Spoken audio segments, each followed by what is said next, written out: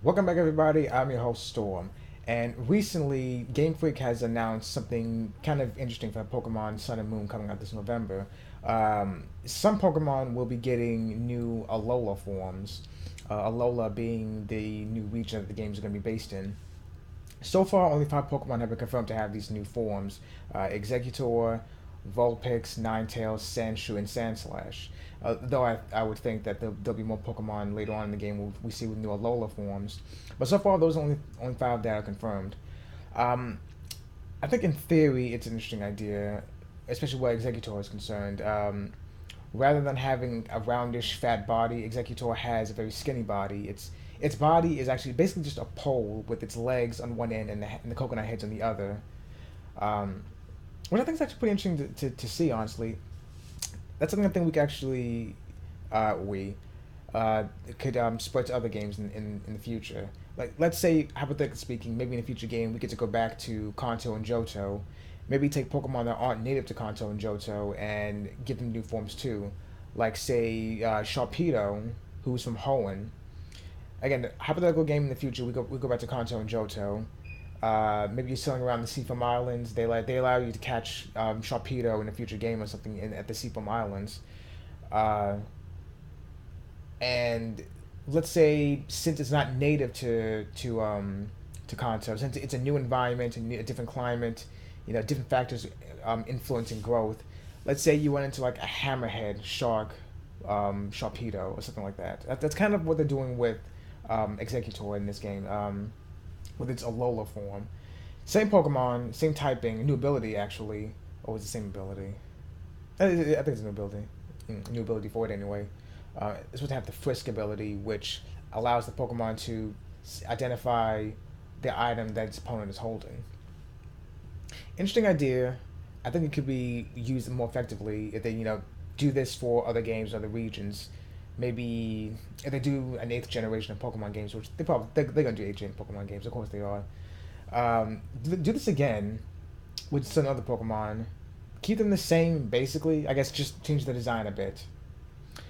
Actually, thinking about it now, they could probably do this for Emboar and Pignite. I never fucking liked Emboar and Pignite. Never liked them.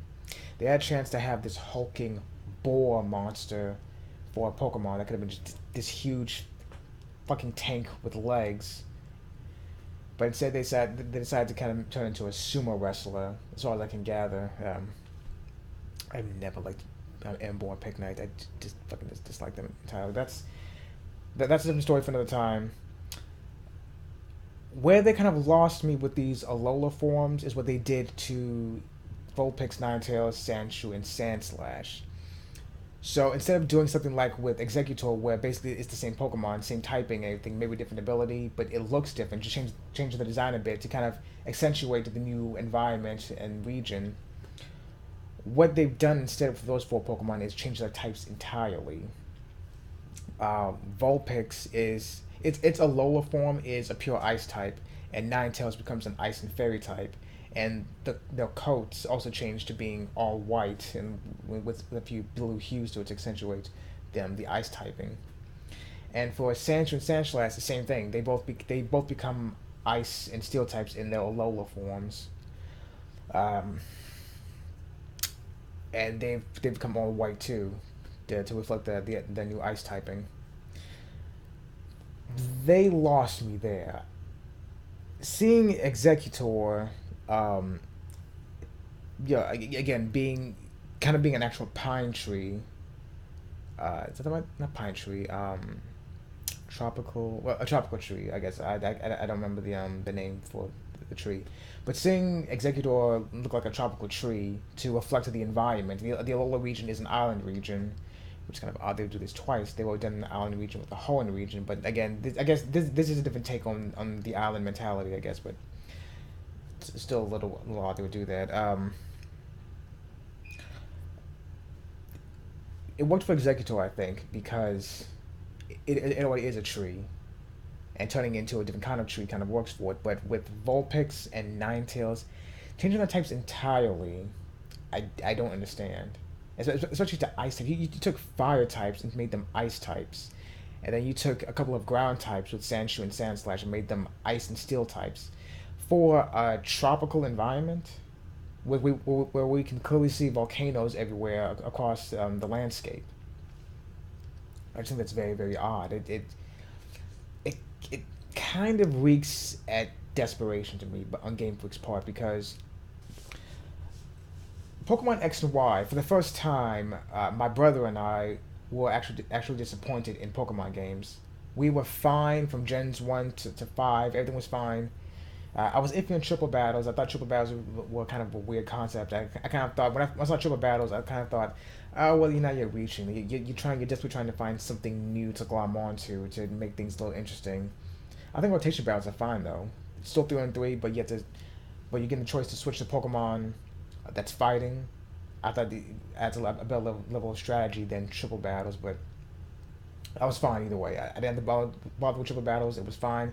I did them a couple of times. Didn't really think much of them, but it's like whatever. It doesn't change anything too drastically. Gen 4, Diamond and Pearl, introduced the special physical split, which changed the game radically, making some Pokemon far more useful and some others maybe a little less useful. I mean, Alakazam fell hard with the physical special split in Gen 4. Uh, in Gen 3 and Gen 2, you could give Alakazam the elemental punches plus psychic, or maybe recover if you needed a reliable recovery move, and it was basically fine. Pretty much the strongest psychic type you could have outside of Mewtwo or Lugia, I guess. But then Gen 4 rolled around and fucked it over, since the elemental punches became physical moves, and Alakazam does not do well in the physical spectrum, so it kind of fell by the wayside a bit that generation. Uh, Gen 5 also introduced hidden abilities, as well as rotation battles and triple battles, to kind of give some Pokemon a better boost. This especially works with some legendary Pokemon. A lot of legendary Pokemon have the pressure ability, which is not a bad ability, I guess, if you're using some sort of physical wall or special wall or something. But it just pressure's kind of been, to me, pressure's kind of genericized amongst legendary Pokemon. Everyone has it. Mewtwo, the legendary birds, they all have it. But Gen 5 introduced hidden abilities, giving them all extra tools to work with, which that was fucking fantastic to me. And then Gen 6 rolled around. At first, when I heard about the fairy types that were coming in, I was skeptical of it. I kind of wasn't on board with the fairy types. I kind of thought that, well, you know what, that's kind of, you run out of ideas. You run out of ideas. Now you're trying to do this, introduce new typing to try and spice things up a bit. And one of the prevailing reasons for introducing fairy types, this amongst the fandom anyway, I don't think Game Freak has actually confirmed this or not, but the fandom has said that they introduced fairy types to counteract dragons. As we all very well know, in Generation 2, Gold and Silver, they introduced Dark and Steel types to counteract the overpowered Psychic types from Gen 1. Steel types resist Psychic type moves, and Dark types are completely immune to them, and Dark types are super effective against Psychics. So Fairy types were introduced. Fairy types are completely immune to dragons, and they're super effective against dragons, and they're weak to Steel and Poison types, giving Steel and Poison type moves a bigger boost in the process. When I first heard that, when I first saw that, I was against it, because I kept thinking to myself, very stupidly, mind you, when I think about it myself. I kept thinking, well, there's no need to balance dragons. They're fine. There's nothing wrong with it. Dragons are weak to ice types and other dragons. It's fine, you know? We don't need to introduce a whole new type to give them another weakness. It's fine. It's fine. Dragons, they're weak to ice types and other dragons. It's fine. There's no need to try to balance the game. It's fine the way it is. They're weak against ice types and other dragons. And after saying that to myself like a dozen times over, it dawned on me. Like, no one, I'm surprised no one had to explain that to me themselves. I didn't read anything online or anything. I just kept saying over and over to myself, dragons are weak against ice types and other dragons.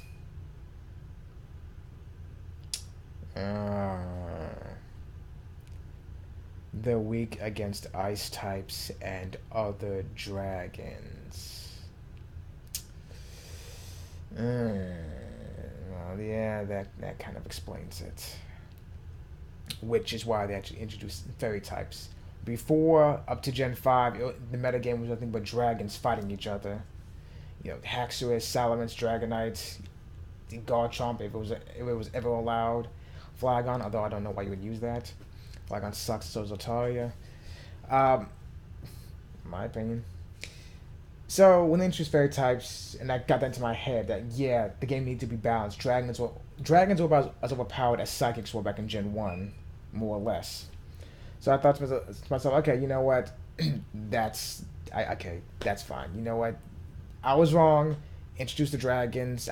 We need them. We need them. So I was fine with fairies, but I was not fine with the mega evolutions. Even though very interesting fairies had a justifiable reason, mega evolutions to me still don't. Mega evolutions just reek. I just kind of feel like the whole concept of mega evolutions just kind of violates the evolutionary theory process of the games before them. I mean, Pokemon just evolved in a kind of a natural fashion. It's regular evolution, just leveling up, getting experience leveling up, or through certain circumstances they'll evolve in one way or another, depending on kind of what Pokemon you have, through various methods like evolution stones, just leveling up, or maybe being traded while holding a certain item, or maybe leveling up whether it's daytime or nighttime, or near a certain mossy or icy rock. However it's done. But the Mega Evolutions come in, and they introduce this thing with bracelets that you have to set a Mega Evolution Stone into, or something like that. There's a Mega Evolution Stone for certain Pokemon, and it's just each Pokemon has its own Mega Evolution Stone. So there's Garchomp can Mega Evolve. So there's a Garchomp. Is it Garchompite? Salamence. Oh, that sounds fucking stupid. I think about it. Jesus Christ. Metagrossite, Blazikenite. It's what the evolutions are called. They tried to justify it by saying it was like some sort of super friendship thing where your bond of friendship is so strong you evolve again, and then you revert back to your previous form at the end of the battle. And now every Pokemon gets a Mega Evolution, and you can only use a Mega Evolution once per battle. Okay, well, fine, limiting its use. That's all well and good, but Mega Evolution, it's too much. It reminds me too much of, let's say, Digimon or even Power Rangers, where you get this one-time transformation, and at the end of the battle, it's wax on, wax off, basically. I don't see. I don't see why they have to do Mega Evolutions instead of introducing new branched evolutions. Like Eevee transforms to one of 9 Pokemon. 8 Pokemon. Or you could have Gloom evolve into either Vileplume or Blossom, or you could have Poliwhirl evolve into either Poliwrath or Politoed, or you could have Slowpoke evolve into either Slowbro or Slowking, something like that. Speaking of which, Slowbro got a Mega Evolution. It's just Mega Evolutions just seemed like it was kind of a last-ditch effort to try to bring something new to the game, especially since the series had transitioned to a fully 3D environments with X and Y. It seems to me like something that needed to kind of wow the gamers, something new besides fairy types. I remember Cookie. Did Triple Battles even come? I'm trying to think. Because I really haven't done too much of the side stuff. I completed the Pokedex, but I really haven't done the Battle Chateau or anything. I don't remember Triple Battles and Rotation Battles are still in the game. I think I'll check. I don't know. So yeah, and especially calling them Mega Evolutions, I thought was just kind of obviously they were trying, but they weren't trying. Especially you call them Mega Evolutions, and you call them Mega Blaziken or Mega Salamence or Mega Swampert or Mega Sceptile something. Not like how it's been before the naming conventions where you have Charmander, Charmeleon, Charizard. Instead, it's Charmander, Charmeleon, Charizard, Mega Charizard X, and Mega Charizard Y. you're not really trying there.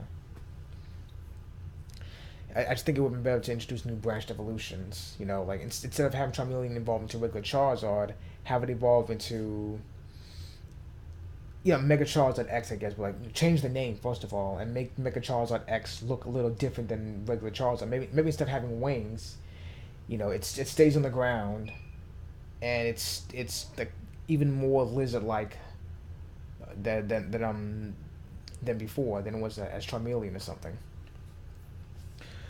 Uh,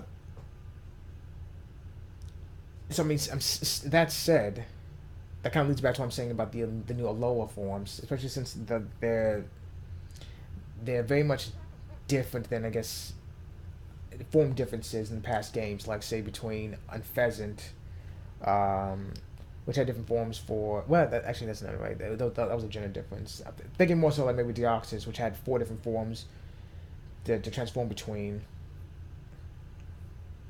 I mean, just especially it just really does just seem to kind of go against the environment of Alola, the Alola region, since it is supposed to be a tropical region. Um, Taking a fire type and turning it into an ice type, or taking a ground type and turning it into an ice and steel type just does not make any sense. It reeks of desperation to me. They're trying so hard to figure out what new thing they can bring to the game that Game Freak is kind of throwing everything at the wall just to see what sticks. And I don't know. I think it's working against them now. Like I said, I was disappointed with Pokemon X and Y. Not There are only 72 new Pokemon in the game. Uh, and again, eventually I was fine with the fairy types when I finally got into my head like, yeah, we need fairy types. Some older types were retconned into being fairy types like Jigglypuff and Snubble. They went from normal types to fairy types. And some Pokemon just had fairy type added to them. Pokemon had fairy type added to it. There were one or two Pokemon that had fairy type added to them that I didn't agree with entirely. Oh, God of War, for instance.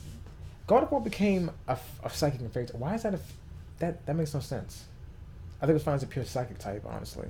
Making a, a, um a psychic and fairy type. Why? I don't know.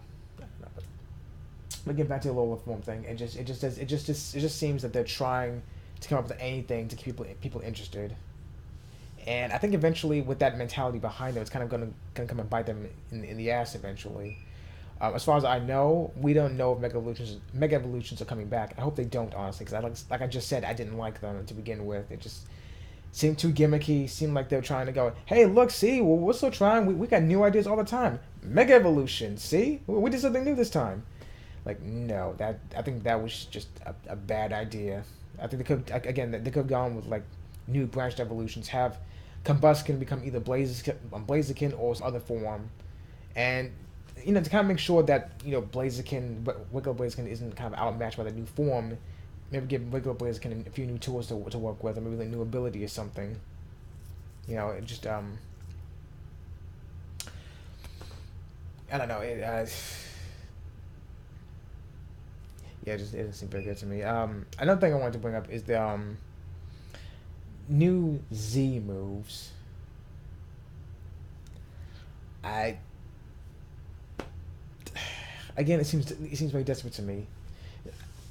Not too much detail about Z moves is known right now, but apparently once per battle, any Pokemon can unleash a powerful Z move. There's supposed to be one for every type. Um, and again, not too much detail is known about them. It's just that it's super powerful, like electric type move for electric Pokemon, fire type move for fire type Pokemon, so on and so forth. Just ultra powerful, and you can use it once per battle.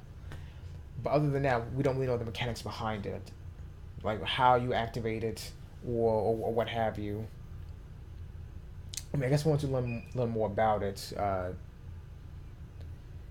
Yeah, I can wrap my head around it a little better. But again, this new Alola form thing, where you change your Pokemon's typing entirely instead of like just changing its design, like maybe have Vulpix maybe have the Vulpix of the Alola region be a little bit bigger, and maybe have like Ninetales be a little more feral looking, not entirely monstrous, but maybe slender, maybe a few sharper teeth or something. Or maybe its coat is actually a little thinner because it's so hot in the polar region. It's a tropical region. You wouldn't have a need for a big thick coat like that. Or maybe make Sandshrew and Sandslash. Maybe you like reverse it, like have Sandshrew look a little bulkier, look a little rockier, it's a ground type, and have Sandslash maybe look a little more smoothed out, a bit, like it's a ground type, so maybe it buries stuff in the hot sands of the Alola region, it bakes it a bit. I don't know. I don't know. Yeah, but changing the types altogether because the new Alola forms, I just cannot get behind. It's again, it seems gimmicky to me. And again, no idea if, say, this is exclusive to any Pokemon that you catch in Sun and Moon. Maybe you transfer a Vulpix from, like, say, X and Y or something, it'll be fine. It won't change to like an Alola Vulpix. Maybe a Vulpix you catch in Sun and Moon will be a Alola form, and a Vulpix from X and Y will still be fine. If that's the case, or maybe you actually transform it to go through some sort of arduous task to get a special Alola form, Vulpix or Executor or whatever. But again, it doesn't seem like a good idea to me. Just like whatever they can. I've said enough. I think. I'm still gonna get Sun and Moon. I'm not very excited for it, to be honest. Like I was super excited for X and Y, and then I get the game, and then I was like, this game, I don't know about this anymore. And then Omega Ruby and Alpha Sapphire, I was looking forward to a little more since it's a familiar game. But then I got it, and I was like, yeah, this is the Horn region. I didn't forget entirely, but yeah, this is the Horn region. 6th gen was not all that fun to me. Hopefully 7th gen can be a lot better. Full disclosure, with the trend the games have been going with all these past years, if they did a remix for Diamond and Pearl, I wouldn't mind. I mean, hopefully I have fun with Sun and Moon. Hopefully those do really well for me. But if somehow, some way that maybe Sun and Moon disappoint me, I can kind of like look to the future and be like, "Oh, Game Freak, you've done it 3 times already. Why not go for 4? Kind of give us a remake of Diamond and Pearl." I know I have fun with that. I love Diamond and Pearl. I don't know. I've said enough. As always, I'm just sitting here repeating myself over and over again. So anyway, I know. Thoughts, questions? Anybody else have anything else to say? Just let me know in the comment section. I'll talk to you guys later.